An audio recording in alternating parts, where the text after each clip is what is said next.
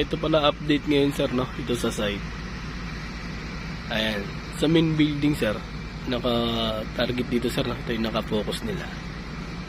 So, ito yung half phase sir sa phase 1 na pantay doon sa binuhusan natin sa baba. So, sir, yung target is 15. Pero based sa preparation sir, no? Halos nakapag-siding na sila ng mga beams. And then yung 15 na schedule nila, 6 pa lang ngayon sir.